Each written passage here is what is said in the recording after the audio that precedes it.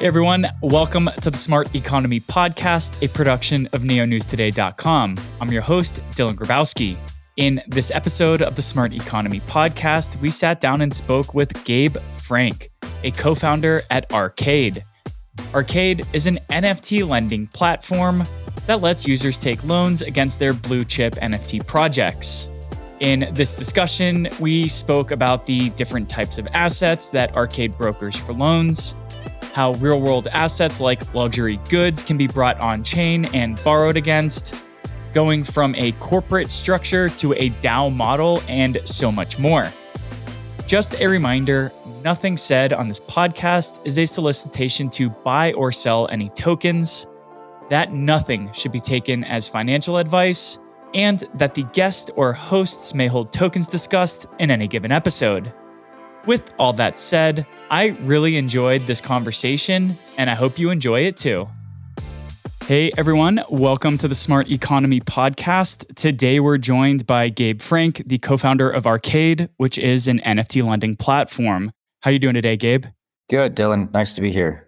Yeah, super psyched you joined. I think that NFTs have kind of came onto like the mainstream radar in the past couple of years. And there's also been meteoric as the rise was, something similar to a fall. So I kind of want to start with like a high level question.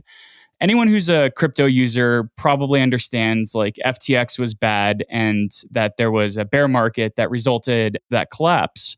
But within the Web3 space, there's a bunch of different verticals. There's like NFTs and DeFis and things like this. And NFTs have been hit the hardest, I think, out of most verticals since the most recent bull run. There was that kind of article that came out that said 95% of the 73,000 projects are worthless. So I think that somebody who's building a platform like Arcade is a long-term thinker and probably is able to look beyond these short-term bear-bust cycles or bull-bear cycles. So to start off the interview, I'm just kind of curious to hear, what are the reasons for hope in the NFT space? What has kept you and other builders convicted in building during this kind of negative sentiment timeframe? The 95% number sounds accurate. I think it's probably more than that are worthless in the big scheme of things. There is a small percentage that is still super valuable, and it's still $1 billion market. So the assets and NFTs that Arcade usually deals with are the ones that have some staying power. We still have a lot of profile picture collections, so PFP collections like punks and bored apes. But also we deal with the assets like art, 101 art, digital art, gen art, like Squiggles and Fidenzas, Tyler Hobbs. A lot of that stuff has staying power, and we see those assets more like luxury goods. And it's luxury digital collectibles on chain that are on ETH mainnet right now. That's where most of the high value NFTs are. And I think a lot of the 95% came onto the scene because NFTs were a new canvas, and it kind of projects and people wanted to experiment to see what this new technology could turn into. What keeps us going is that it's still a huge market. You know, there's probably about 5 to 6 billion of lendable NFTs with staying power over the long run. And those are the NFTs that we're dealing with. Cool. So yeah, I mean, it does seem like that there were certain blue chips that emerged, and you can kind of see just scrolling through Arcade, get a good picture of what those are, like the Azukis and CryptoPunks and things like this that folks have been talking about for more than just 6 months at a time. So before we delve into what Arcade does and kind of the umbrella of products and services under the NF Tech umbrella, you have a really interesting story arc when it comes to coming into the crypto and blockchain space. We both started around the same time in 2018, but you went into custodial services. So you first started with BitGo, and that, of course, was a custodial service provider for institutions acquired by Galaxy Digital. And then you became the director of sales for Curve, which is a cloud-based institutional digital asset wallet service, which was acquired by PayPal. So you kind of came into the space focusing on what some might call traditional crypto assets and trying to maybe act as a bridge between TradFi and Web3. I'm curious to hear, why did you land at BitGo and start on the institutional side of custodial services? And what has, as Web3 has kind of progressed, how has your career arc kind of mirrored that? Good questions. Thanks for that. Yeah, so I got my start in crypto in 2018 working at BitGo. And I think, up until that point, I was working with my dad, and he had a chain of pawn shops in Texas that was started actually by my grandpa in 1947, the first store in downtown El Paso, Texas. And then my dad expanded it to more stores throughout the El Paso area. And I worked with him for 6 years after I graduated college, studied finance, and then started learning the business with my dad. So I was making loans behind the desk against watches, electronics, tools, musical instruments, guns, kind of anything of value. And so that's where I got my start in lending. It's like in my blood, right? And then, so my dad sold the stores in about 2016. And that's when I thought I was going to run the pawn shops. I thought that was going to be my life forever. So when he sold the stores, I had to do something else. And my interests at the time were in finance, lending, technology, math, computers, game theory, and a lot of that was tied into Bitcoin. So Bitcoin brought me into the space. And from there, I knew I wanted to work full time in the space. So I kind of scoured the internet looking for startup jobs in 2017 and found one before BitGo that I was actually at for 6 months, and then found BitGo, and I moved to Palo Alto to work there. And I joined the sales team. And on the sales team, I got to talk to every single project in the space and learn about their businesses and kind of help them figure out wallet solutions and custody. And then towards my end of BitGo, we had a lending desk. So basically, institutions would deposit Bitcoin and Ethereum into BitGo, like sort of like a bank. And then BitGo would lend those funds back out and share the interest revenue back with the depositors. A lot similar to how a bank operates. And so I was doing lending in the pawn shops. I was doing lending at BitGo. And at Curve, I was selling Web3 wallets to institutional participants. So guys that were participating in DeFi but needed like a multi-sig MPC solution. So my specialty has always been in lending and sort of more on the TradFi institutional side of crypto. And that kind of is what led me to thinking that NFT lending would be a massive opportunity, and kind of just built a team around it and a vision. And yeah, now we're here.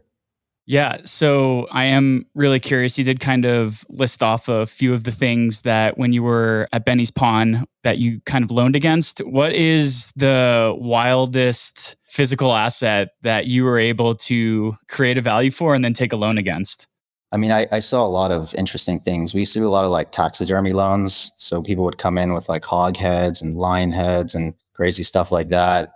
We saw a couple like solid gold handguns, musical instruments, old banjos from the 1920s, old guns, collectible stuff like that, gold bullion, diamonds. All that collateral was very interesting. I think probably the most interesting thing was somebody, I was working behind the desk, and somebody came in with a prosthetic leg looking for a loan. And it wasn't his prosthetic leg because he had both legs. So we ended up passing on that. That's not a good secondary item. You can't sell that if the guy defaults. So yeah, that was probably the most interesting thing I saw. That's interesting. So you guys kind of had the power in your hands then. You were holding the asset that you distributed the loan against. So if the person kind of defaulted on their loan, then you were good to go. You had the diamond or the gold gun, or not the prosthetic leg in this case. So you didn't really ever get caught underwater on like giving out a bad loan in that way. That's right. Yeah. And in that way, pawn shops are a great business because there's very few losses. If the guy doesn't come back, then a pawn shop puts it on the retail floor and they can sell it and recoup their principal and profit. But like you said, pawn shops, what they do is they provide custody and authentication, and they make a loan on the item.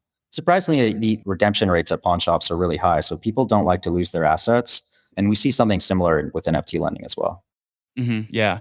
It took me a while to come around to NFTs, but then when I finally bought my first one, it was such an emotional purchase. And, when you have like emotions attached to these things, you don't want to let them go, even if hard times hit and you need to take a loan against them. So do you think that there are any similarities between offering a digital type of loaning service for digital goods and collectibles like Arcade? Are there any lessons learned that you're taking from yours and your family's experience at being pawnbrokers and applying them to the platform? Yeah, I think a lot of my experience and history with the pawn shops and just knowledge of collateral lending has helped shape our vision at Arcade and how we think about things. I would say they're quite different though. Pawn lending is more about having access to liquidity. If maybe someone has a lot of assets, but they don't have banking relationships and they need a short-term quick loan, they go to their community pawn shop and take out a loan. It's not really for leverage. It's usually to pay a bill or to pay an expense that they need some time to pay over.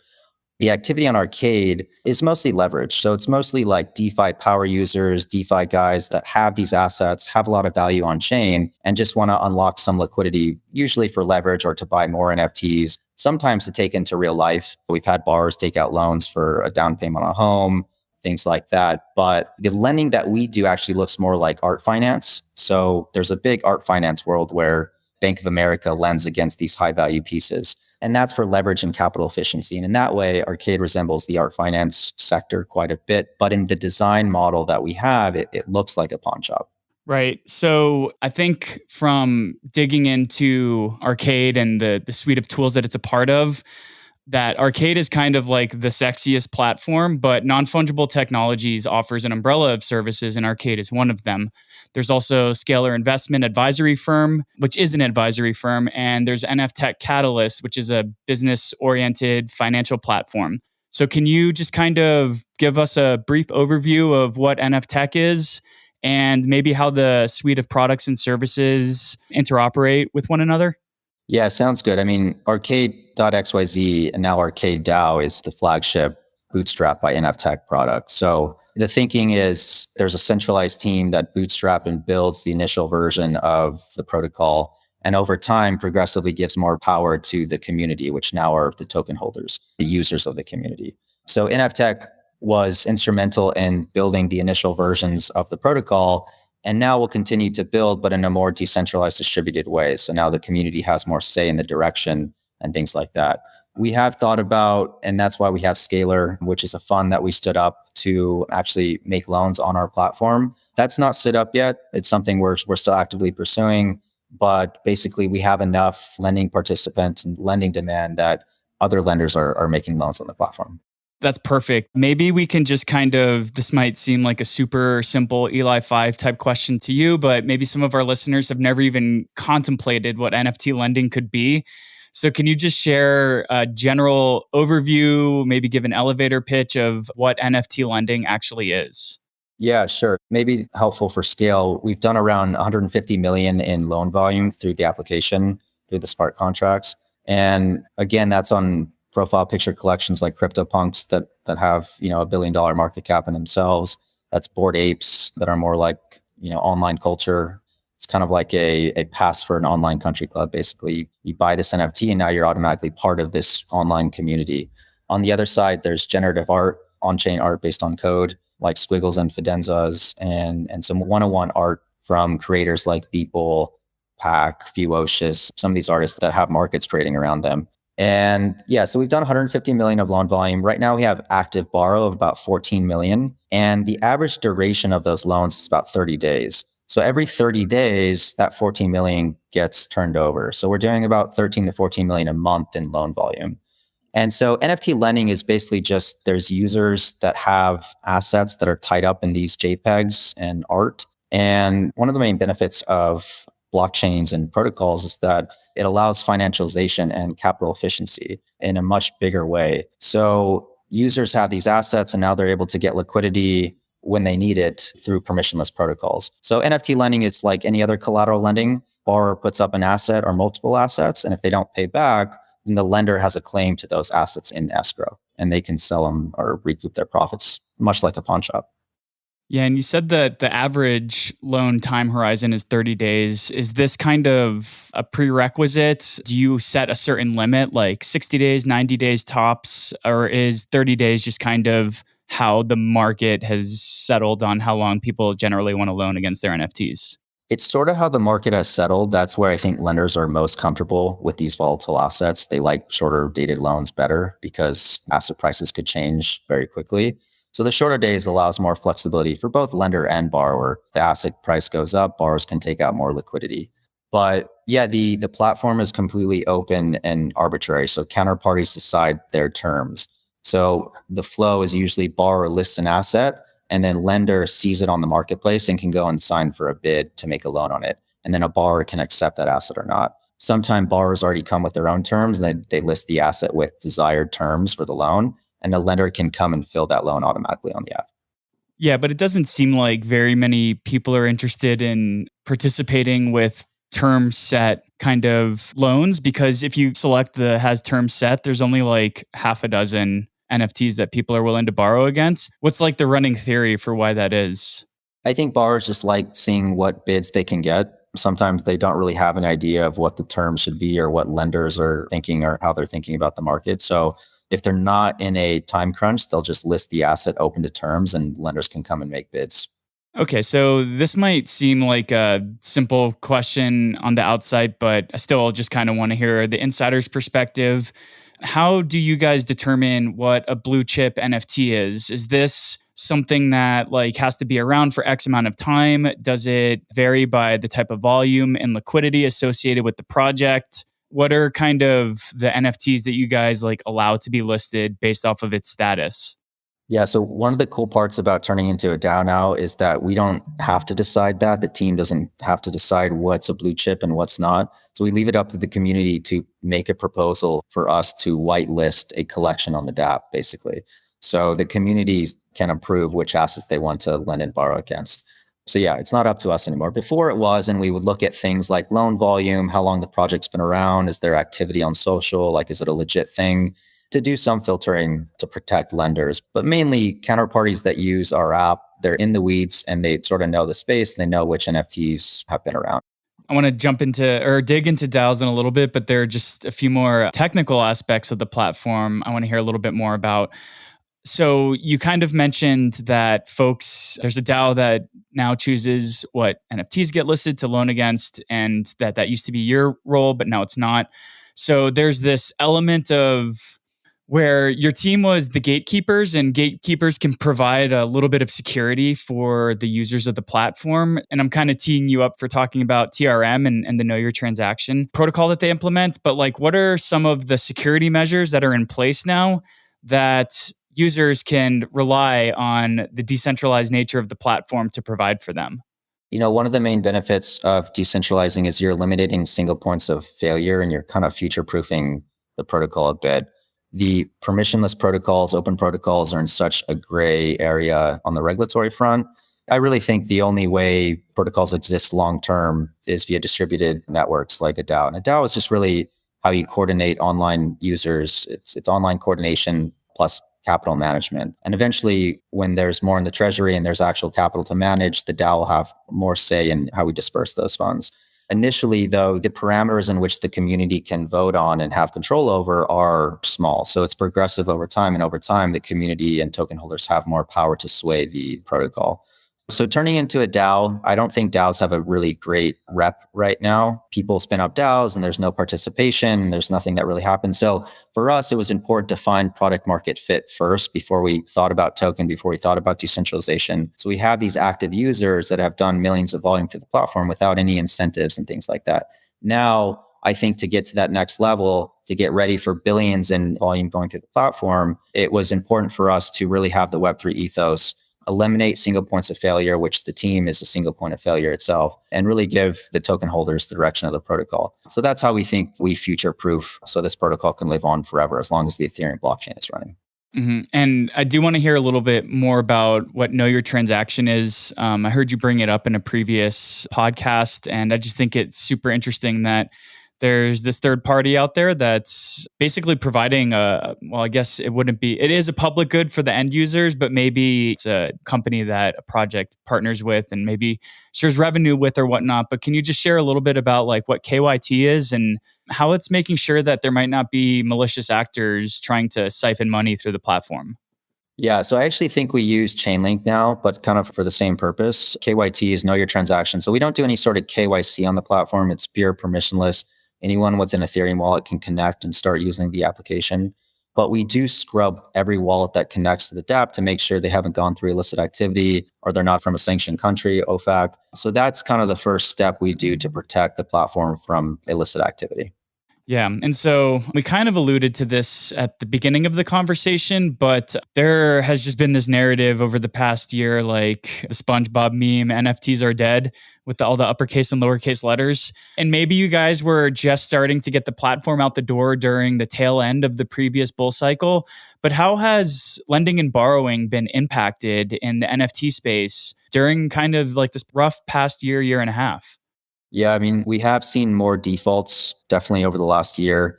I think you saw a big downtrend in NFT trade volume, but you saw kind of an uptick in NFT lending. And that's because the good assets are going to stronger hands, and those stronger hands are using the assets for capital efficiency and more leverage.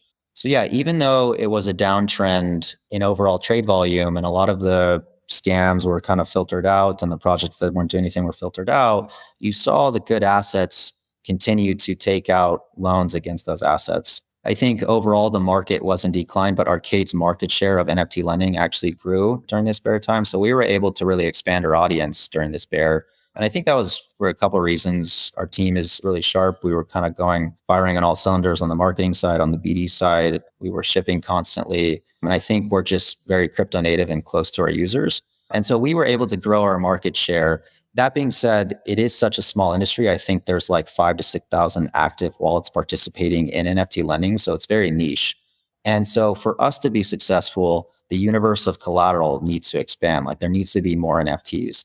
And I think the way it's going now, it looks like NFTs are this niche market. It's a crypto native niche market that could end up being massive and grow over time.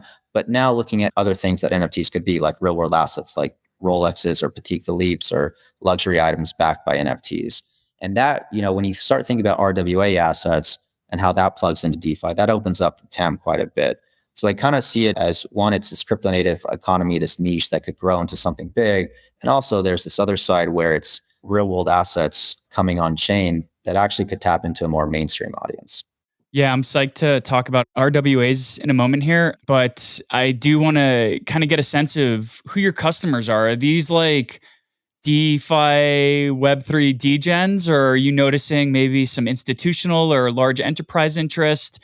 Is it the same type of individual continuously coming back? Are you seeing new users come in as well as a matriculation of previous users?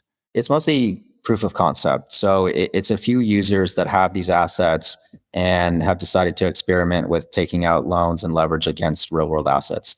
So you have these watches and these luxury goods sitting in a third-party escrow in a physical warehouse somewhere, and then an NFT that is minted representing ownership of those assets, and that NFT being plugged into Arcade to get loans against.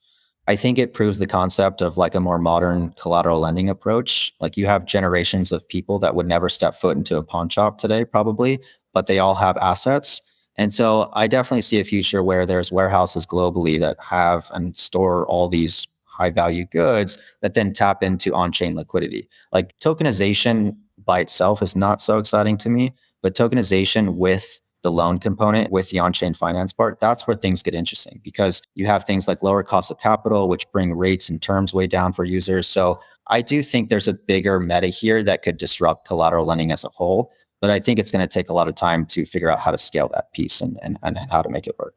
Yeah, and do you see kind of the end user, the NFT hodler who is going to loan against their blue chip NFT, or do you see more of like the builders coming in and integrating this part of into their tech stack, into their DApp, and maybe unknowingly onboarding new users? Like, is this a user-centric driven phenomena that's going to help drive the vision that you just painted out, or is it going to be the developers and the biddlers who do it?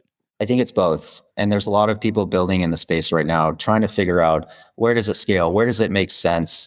And I also think it's going to be user driven. Like we do get inbounds from people asking, hey, where do I send my assets so I can get, loans on chain? And we get a lot of interest from like investors that have reached out saying that, it's a very simple concept to understand. And it's kind of one of the few things in crypto that has like relevancy in the mainstream. But it's not real unless you can scale it and unless it actually brings utility and a novel thing to these borrowers. So I think it starts with people continuing to build, and we have to build it for it to exist and make sense, but it also happens via demand to get leverage, basically. Yeah. And so now that you guys have shifted from a corporate model to a DAO model, there's also got to be opportunities for folks who might be interested in participating in the DAO as a builder and maybe earning tokens as part of their sweat equity or whatnot. So what are kind of the toolkits or the APIs or maybe even the SDKs that Arcade makes available for a Web3 dev to come in and start building on top of or iterating on Arcade? Yeah, so we do have APIs for lenders that want to connect and integrate into the DApp so that they can place like bot bids whenever an asset gets listed like that. So we have a lot of users using the API for that specific reason. We are going to ship an SDK very soon that makes it that much easier to integrate for lenders, for projects that are building that want to have like a list your collateral plugin or do loans on their own UI, but have the Arcade protocol in the back end. So I think how we think about the protocol is we have a front end, which is Arcade.xyz, the app, but we also have a protocol that's governed by a DAO that we want to get integrated and composed with other projects. The whole point of these protocols, I think, at the end of the day, from my view, is generating an alternative yield source, plus allowing for more capital efficiency on the borrow side. And the yield all comes from borrowers. That's where the real yield comes for, and these APYs come for. Yeah, at the end of the day, we want the protocol to get integrated behind all these other projects and UIs, but we also want to grow participation on our own front end, our own DApp. Yep, totally. So maybe you can kind of want to describe for the listeners who might be newer market entrants into what exactly goes on when there's NFT lending. So I own a CryptoPunk and I want to take out a $10,000 loan against it.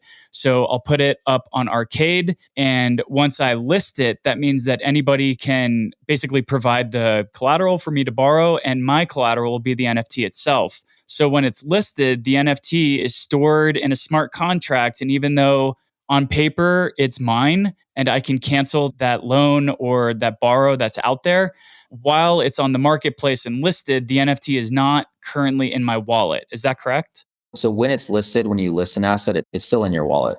It's only when the loan is originated. So when either the borrower accepts or the lender originates the loan, that's when the asset gets locked up into the escrow contract.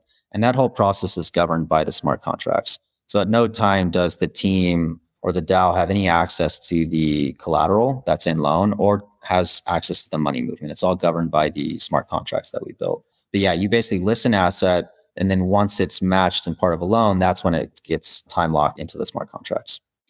So until I don't pay back my loan, the running theory will be that I will pay back my loan and I will regain access to my NFT. The kind of gray area I'm trying to figure out is, do I still own the NFT? Because let's say CryptoPunks does an airdrop while my NFT is currently being lent out, or I'm loaning it out as I take somebody else's collateral. Who gets access to that airdrop? Is that my airdrop? Does the escrow collect it as part of, as just like, this is the cost of doing business, or how does that look? Yeah, so we've actually built, we call them smart vaults, which basically is like a smart wallet. And so with these vaults, if you use the vaults as part of the loan, you can claim the airdrop that comes to the NFT. So nobody loses on the airdrop. We're discussing a newer collection from the meme land economy. Meme just launched a token and they have these pretty valuable NFTs. And there's tokens locked up in these NFTs. And so the question is like, what happens if in the loan, can I still claim the airdrop tokens? And the answer is yes. So we've built in the functionality so that borrowers don't lose out on the airdrops that these NFTs might get. That brings up kind of an interesting scenario. And I'm not sure if you guys have dealt with it or not, but like, what happens if an airdrop goes down while somebody's NFT is in escrow and they fail to pay back their loan, and the NFT then becomes property of someone else's? Have you guys ran into an issue to try to figure out who gets the airdrop in that case? It depends on how the airdrop is designed. Sometimes the borrower can claim the airdrop either way, even while the loan is active. Sometimes if the borrower defaults and they didn't claim, then it's going to be the lenders at that point afterwards. So I think there has been scenarios where a lender has actually been able to claim a default, and there's extra like gifts, like a tokens part of the NFT. Yeah, just kind of adds some icing on the cake if you're participating in these kind of markets. So you mentioned the smart vaults, and I noticed on the website digging around that you guys have this service or tool or product called Vulcan. So I just wanted to learn a little bit more about what that is and how it interacts with the smart vaults. Yeah, so Vulcan, I believe, is like a token gated platform that projects will use to token gate like Discord access or Telegram groups or things like that. So when somebody has a loan that is part of groups that use Vulcan, they can still access those communities and those groups. So it is still like you own the asset, even when the asset is in loan in the escrow contract. And the reason you own it is because you still have an on-chain loan note that represents the ownership of the collateral. So even as a borrower, you receive a note, and that note is basically the claim to the collateral in escrow. Now, if the loan goes overdue and you're in default, that note, you can't use it to claim the asset. Now it's on the lender side. Basically, that note is the ownership of the collateral. Cool. And did you guys brainstorm all these scenarios before you launched Arcade, or is this kind of a trial by fire and you figured out that you might need smart vaults and things like this after you'd been up and running for a year or two? Yeah, our version one of the protocol didn't have vaults, and so we didn't allow bundling of assets. So really the vaults came about because we had users demanding, users wanted to bundle multiple assets as part of one loan.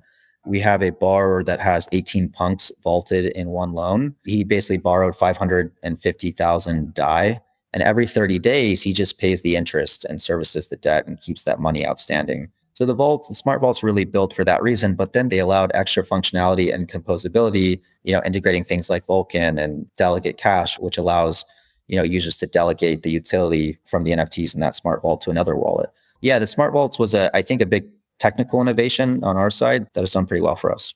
Yeah, that's really cool. You mentioned earlier that in a way, the pawnbroker acts as a bank in that people can provide collateral and take out loans against it.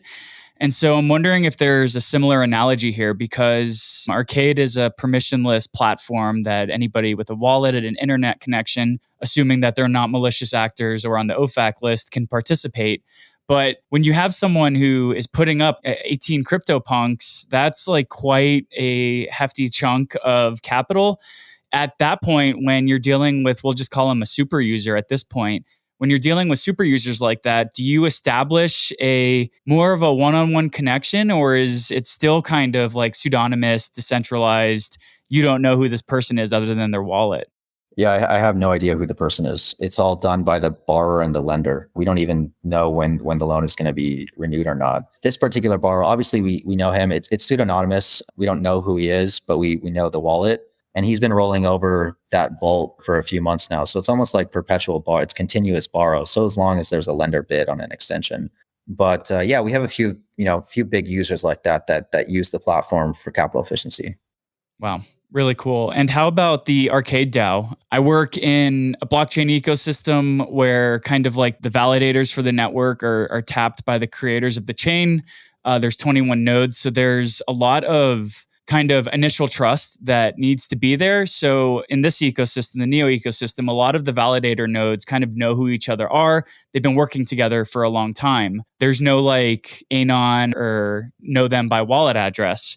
So how about the Arcade DAO? Did you guys kind of collaborate with long-term users and allow them to participate in the governance process for determining the direction of Arcade?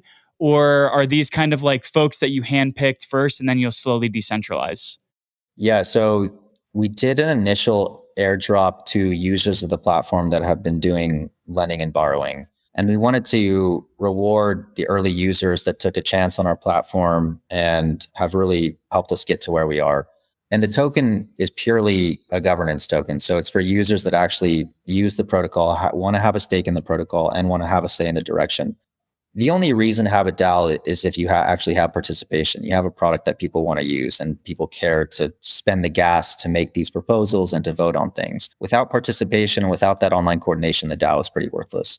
But I think a lot of our holders have a long-term view of the space and that the narrative is collateral lending, is on-chain collateral lending. And I think we're very early days that the speculative premium on this small sector actually has a big narrative. And so people may want the exposure of that narrative eventually. So yeah, so what we did was we rewarded the early users that actually use the platform in the way that we intended users to use the platform. And yeah, that's the only way you get participation. And so over time, the participation of the token holders is progressive. Like I mentioned before, the only things that users can really vote on today are things like adding a whitelist collection, adding a new collection to be used as collateral. If you allow all the parameters of the protocol and all the direction just to be governed right at the gate by all the community, it's going to be pretty chaotic. So I think you need to train the users, and the decentralization is progressive. And that's why we're starting with small parameters like the whitelisted collection stuff. Yeah, that's really cool. And so how old is the DAO? I would gather it's only a couple months old tops. Yeah, I think we announced it last month, so it's very new. And it was a big milestone for us. We wouldn't be able to get to the DAO unless we had millions of volume each month and hundreds of users each month that care about the protocol. But yeah, it's new. It's still experimentation in my mind. DAOs are experiments in online coordination and capital management. And I think we've gone about it, the right way on the legal side, on the narrative side. And yeah, the whole point is just to get participation over time. Yeah, I'm part of a DAO that distributes funds from a community pool. And so one of the things I've noticed incentivizes participation, even from folks who are participating in a DAO that directly impacts the underlying network that they build a living off of. It's still hard to get participation for folks in that DAO. So I know it's very preliminary, less than a month and a half old, but have you guys begun to explore sort of incentive strategies, or is it because people are putting so much money where their mouth is and they're putting their own capital and skin into the game on the platform? There's already that inherent underlying incentive that's there to make sure that they do indeed participate in governance. Have you seen increased participation rates compared to other DAOs? Well, I think it's been really cool to see. We've had 2 whitelist proposals that have passed adding new collections as collateral, which I think is just really cool initially to see active participation like right off the gate. I think decentralization is a product in itself. And if you have users using that product, like initially, that's a pretty good signal. And I think it just comes down to, yeah, there's users that actually use the platform and care about the direction of the platform, or they want to add collateral because they want to be a lender on that collateral, or they want to borrow against that collateral. So this just gives them more power to say, hey, Arcade, whitelist this collection, try and get the community to pass it in a decentralized way. That's kind of just the start of it. That's how we bootstrap participation initially. Yeah, that's cool. So congrats on the going into tens of millions of dollars in monthly loan volumes and on having 2 interacted DAO proposals. It's very disheartening when you put something forward and none of the voting members participate. Do you see, as the platform kind of grows and more users, more collections start to get added and more users start to come in, are you guys planning any education courses or sort of documentation for education on why folks might want to participate in the Arcade DAO, or just kind of anything in terms of education? Are you guys thinking about that right now? Yeah, we definitely are. I mean, the thinking is, how do we get distribution for participation in the DAO? The DAO is really covering 3 things. It's protocol design. We have a great protocol, engineering team that's super solid with smart contracts. So it's protocol design, it's NFT finance. I think we're innovators in NFT lending. We're one of sort of the OGs in the space. We innovated on bundling of assets, on collection-wide loan offers. And the third one is coordination. So online coordination and capital management. So I think with those 3 things, we're set up well to capture this today as a small sector that has, I think, around 100 million in outstanding debt overall against NFTs, of which we have 13, 14 million of that debt. I think in 4 or 5 years, that number is going to be in the billions. And so the DAO might look small today, but if things go well and the network gets adopted and more assets come on chain, which we all think is sort of inevitable, then I think the DAO is positioned well to actually have a meaningful impact, in how this sector plays out. Yeah, and you mentioned earlier in terms of real world assets, you're talking luxury goods. I was just in Hong Kong a couple of weeks ago listening to legislators talk, and they were hyped up on like treasury bills as real world assets on chain. So we're starting to hear this emerging narrative of RWAs, and it's seeming that there's going to be a wide variety that can be brought on chain. So from the whole RWA narrative kind of emerging, is Arcade really focusing on luxury goods, or are there going to be other opportunities to kind of add these other real world assets that can be borrowed and lent against? I think as it relates to RWA, we're more focused on the goods piece of it instead of like the commercial yields or commercial paper like bonds. We're seeing TVL grow tremendously on chain bonds and RWAs in that way, like Maple and Goldfinch and all these other protocols. I don't know how interesting that becomes in a lower rate environment where bonds are not yielding 5% and there's better yields in the crypto native economy. So it'll be interesting to see how that plays out with rates coming down or cooling off a bit. But yeah, we're more focused on the good side of it, where a good, like a watch or a luxury item or a diamond, can be stored in a physical location, maybe in a centralized way, maybe in a decentralized way, but then taps into this on-chain liquidity in a permissionless way. So that's the future where we're more focused on. But I'd say we're still mainly focused on the crypto native side of things. So that's still the PFPs, it's still the gen art, it's still the digital art, because even though that's a small niche today, it's going to grow. But we're also keeping tabs on this other developing circle, which is RWA goods coming on chain. No, that's really cool. This ring that I'm wearing has the same chip that's in your passport, and it can be bound to a wallet on chain. So merging of RWAs and the luxury good markets that you're looking into, I mean, this just seems like it's going to be here, whether we like it or not, in the next few years. And like big brands are going to be looking to bring themselves on chain. And I think it'll be really interesting to see where Arcade is poised to be able to kind of attract that sort of growth and to provide another avenue for folks to leverage capital that they might have in a luxury good.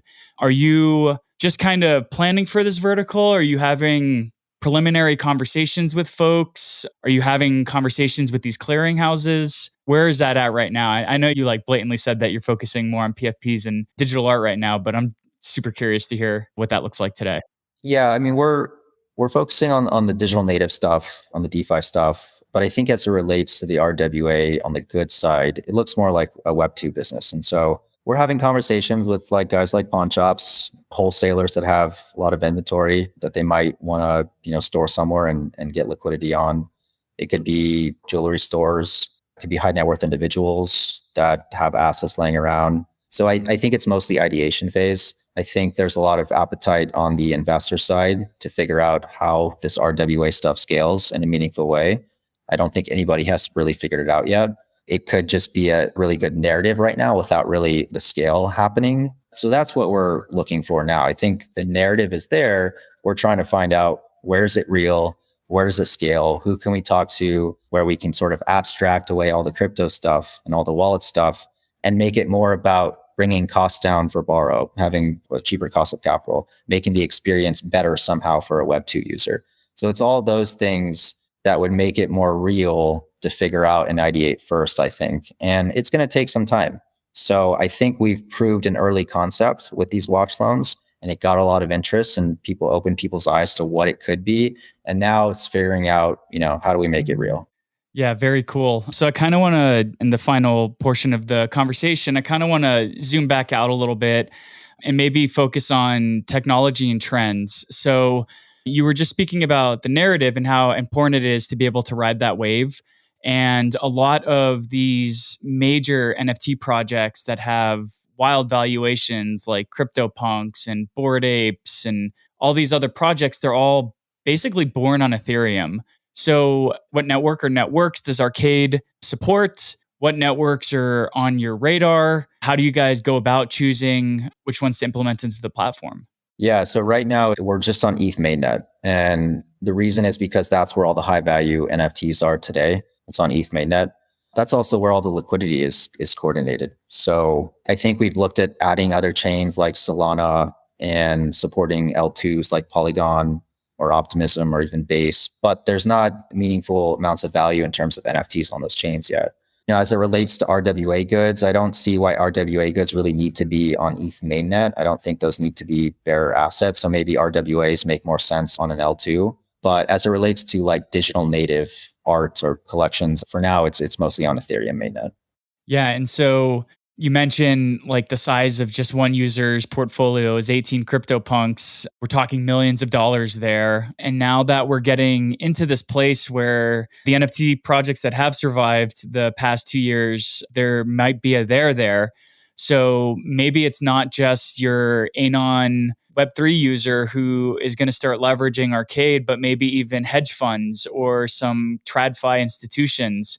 Are there folks that are reaching out to you guys to learn more about the space and what you're building from like a hedge fund kind of TradFi fund perspective, or are they not here yet? Yeah, it's a good question. I mean, I think we already have, smaller hedge funds using the app to get yield. So they're lenders on certain collections.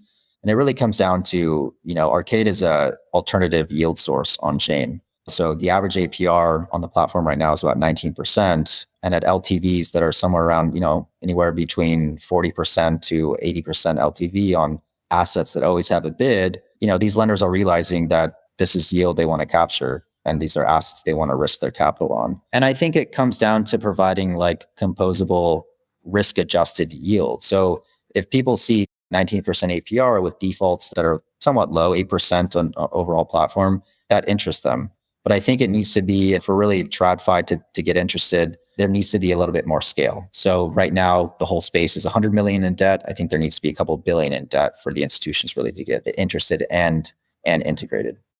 So how do we get to more than just 100 million outstanding in debt? What does that look like? Does that just look like a bull market returning? Does that look like Arcade going out and doing BD and onboarding new folks?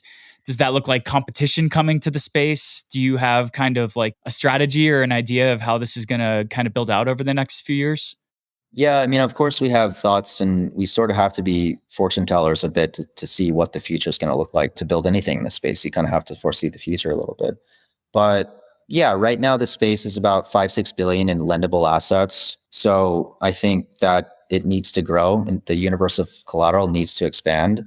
And we can all wait for the market to come back, and that would be great if the market did and everything 10x. But I don't know if that's going to happen. So we're trying to think of our part, how to get more assets on chain. And I think another component here is like education. Also, it's still $1 billion market today at NFTs, and there's a lot of people that don't know about NFT lending. Even though the use cases are different, it's less like a pawn shop of people needing the cash, and it's more about trading and leverage.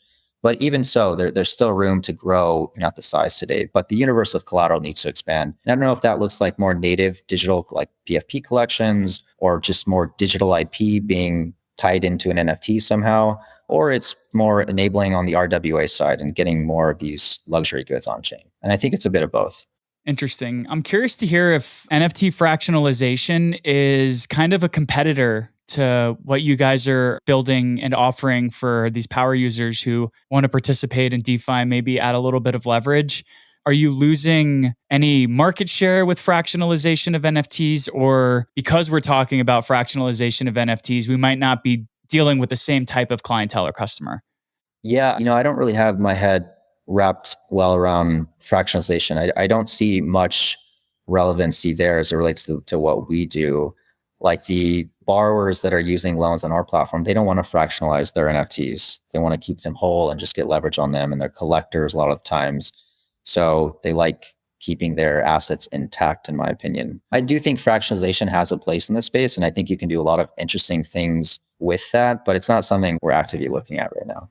Yeah, cool. How about like from a philosophical perspective? Because like all an NFT is really is a hash on a chain and metadata that includes a URL for the image. So we've seen like if AWS goes down, then maybe some images will also go down for the time being. How are we going to go about kind of making distributed storage networks like IPFS or Filecoin or Storj or Swarm or anything like this become the norm for NFTs? And is there a role that Arcade or the types of power users that Arcade has to kind of push that narrative to make it more of a mainstream kind of acceptance? Yeah, it's an interesting point. You have collections like CryptoPunks, they're all on chain. The images are on chain as well, but I think that's only possible because of how small it's, like a 36-bit image. I actually don't think it's too important that the image itself is stored on a centralized server. I think the valuable part is the token. That's the provenance. I think it's good for the space in general to start moving towards decentralized storage. But, for the assets that we deal with, though I think it is important and it is relevant discussion topic, I think the value is more the token itself anyways, and the connection that it has with the issuer and the creator, less so about the actual image of the token. Perfect. So kind of wrapping up, you guys just achieved a major step towards decentralization with creating the DAO. And it's generally unfair to work in a Web3 space because once you deliver something major, people are already asking for what's the next big thing and when's it going to be launched. But what are some of the kind of next things that are on Arcade's roadmap? What are you guys really excited about doubling down and finishing up on the rest of the year and maybe looking forward to kicking off 2024 in the right way? Yeah, I think we're super excited to keep building out on the peer-to-peer side, NFT lending. I think peer-to-peer, even though it's not as scalable as like a peer-to-pool solution, will always have a place because NFTs can be so many different types of assets, and a peer-to-peer model is the only way to really capture the broad lender appetite. Some lenders will lend against punks, others don't want to lend against punks. Some will lend against Bored Apes, others don't want to lend against Bored Apes. So I think as it relates to peer-to-peer, we're going to continue building out the most robust kind of experience for peer-to-peer, but we're also looking to build out peer-to-pool models, which is a little bit more scalable on the liquidity side. So somebody with holding like $100 of Ethereum can deposit into the Arcade protocol to start earning interest on punk yield, say. So I think it's making it easier for the more common user, not the DeFi power user, to start using the app to participate in some of the yield and the interest. And also on the borrow side, it's just making things more capital efficient and better UX. So in my mind, this year is about capital efficiency and yield generation and growing participation in the DAO, making sure this is a successful, online coordination. I've been on the record saying it's now November 2023. I've been on the record saying that I think we're at the beginning of a bull market. So I kind of want to end on this question. What is kind of the biggest, it could either be negative or positive, takeaway that you took from building in this space over the past 2 years and building in a bear market and building during downtimes when price go down and sentiment is high? What's kind of one of the biggest takeaway that you took? It could either be negative or positive. I think we've learned how to stay calm during chaotic times and just keep our heads down and do the few things that we know how to do. And that's, execute, ship, and build product. And a lot of the team has been in the space since 2017 and earlier. So we've gone through a few bear markets. So even though this one has been rough, but we've been able to keep momentum with the team, and the team is still passionate about what they're building. So yeah, I think it's weathering the storm, staying confident in our conviction and what we're building. Who are you interested in hearing from? And if folks want to reach out to you or find out more about Arcade, where can they do so?